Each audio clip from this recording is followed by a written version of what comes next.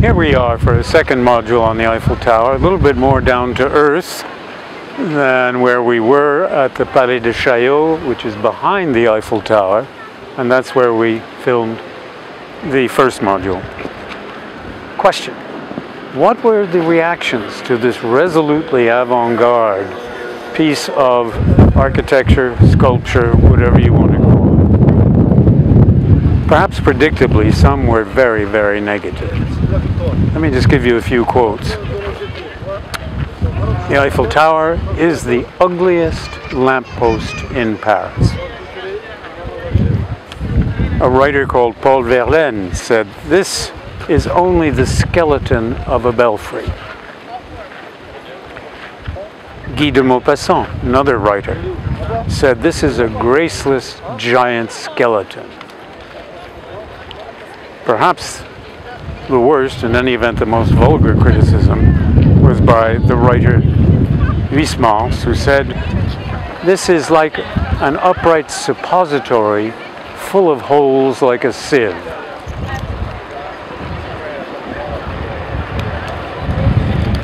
A whole group of writers, intellectuals, artists signed a position paper, kind of a petition against the Eiffel Tower.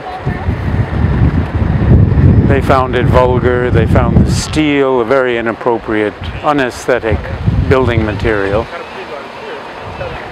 They didn't call for it to be demolished because, in fact, the original contract with Eiffel was for the tower to be dismantled some 20 or 30 years after its opening in 1889 and sold for steel. But we'll get back to why it wasn't dismantled.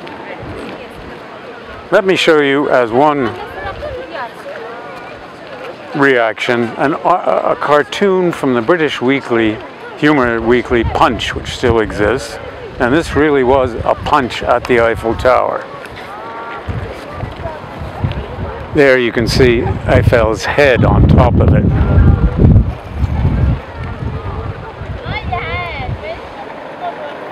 But all the reactions were not negative, because the tower, for instance, at a time when electricity was fairly recent, here's how they lit it up. This is not a photograph, right? It's a painting, and I think perhaps a bit exaggerated. But over the decades, they have continued to light up the Eiffel Tower. Not so long ago, in the 1990s, they did it in blue.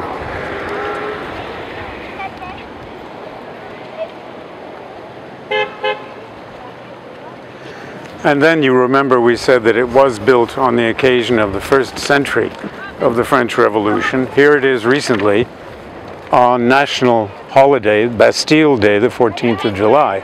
Fireworks. How about that? And the tower has become something of a sentimental icon for people getting married. Here is Marc Chagall's painting of the wedding couple at the Eiffel Tower. And still today, many foreigners, including English people, Australians, Canadians, Americans, New Zealanders, come either to get married or for a confirmation of vows or to celebrate a wedding anniversary. Now we come back to another question.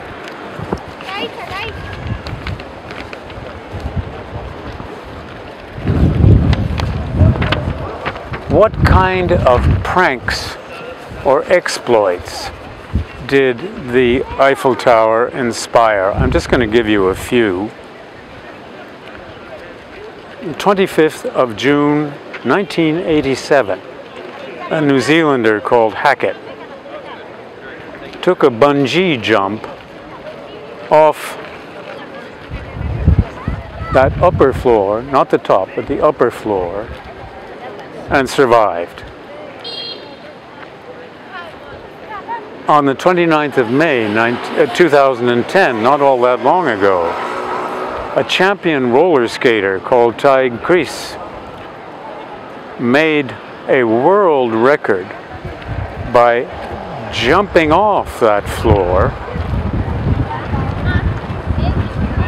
falling 12.5 meters, and landing upright and still rolling on a ramp that was 30 meters high. Now, what about going up and down the stairs? If you want to, you can walk all the way to the top. On the 9th of September 1891, a Frenchman called Sylvain Dornon walked all the way up to the lowest floor, and that still is quite a climb. I've done it. And he did it on stilts. Then, to celebrate the 100 years of the Eiffel Tower, in August 1989, a tightrope walker called Philippe Petit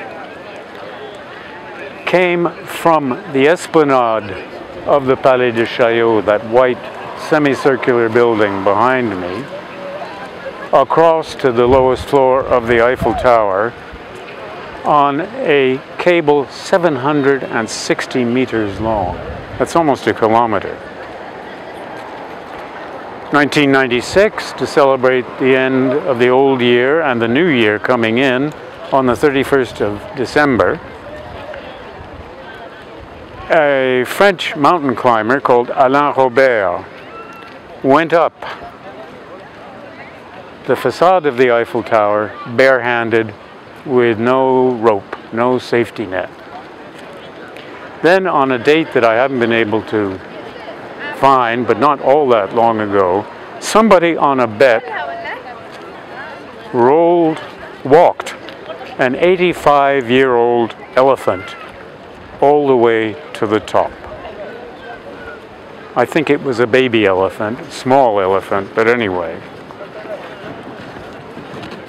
Luckily, there haven't been too many fatalities, but there was one on the 4th of February, 1912. An Austrian tailor called Franz Reichelt jumped off the tower in a parachute of his own invention, and here's what it looked like.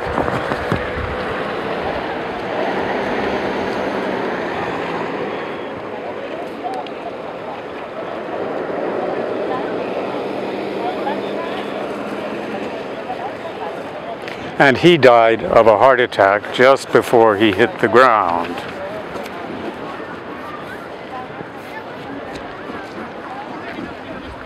As I said earlier, the Eiffel Tower was to be dismantled around 1910, along in there, and the scrap sold to metal merchants, steel merchants.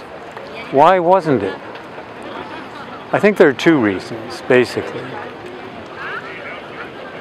One was that Eiffel realized that even the positive imaging of the tower as a romantic icon, as a symbol of Paris, probably wouldn't be enough to save it. And he indulged in many other kinds of experiments. For instance, at a certain point, and it gets very windy around the Eiffel Tower, right in the middle, between its legs, he set up a kind of wind tunnel where he tested early airplane design. He was also interested in modern electricity, obviously, not only to light the tower, but for instance,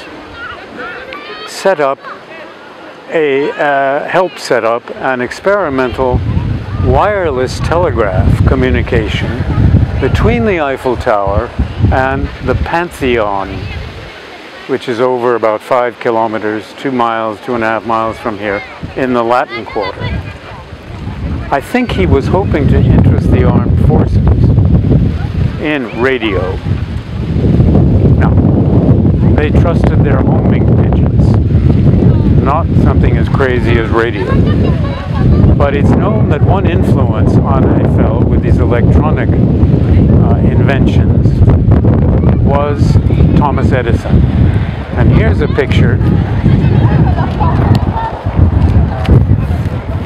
from a wax museum that shows Eiffel in conversation at the Eiffel Tower with Thomas Edison.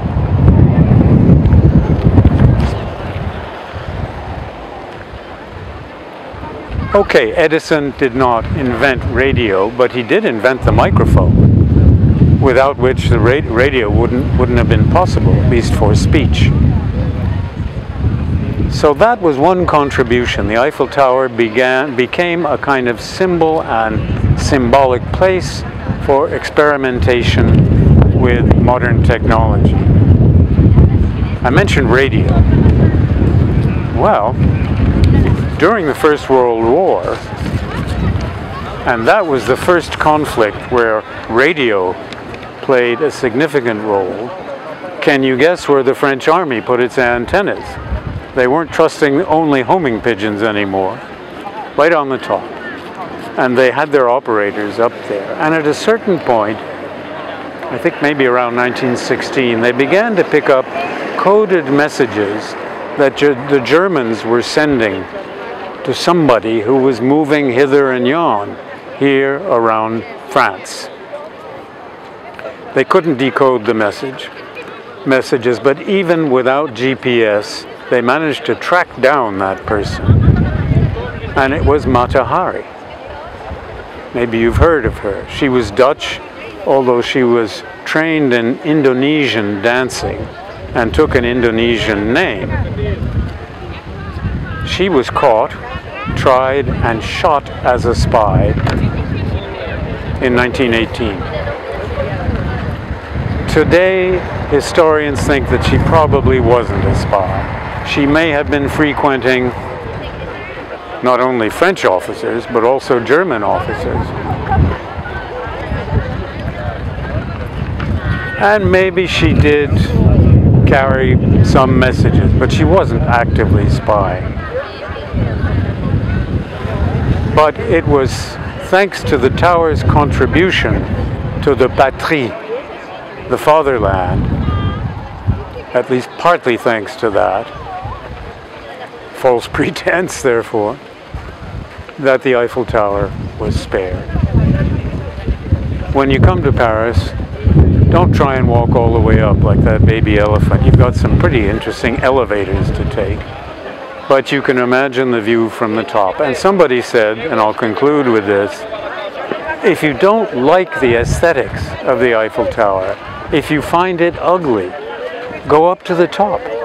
It's about the only place in Paris from which you cannot see the Eiffel Tower. Thank you for your attention.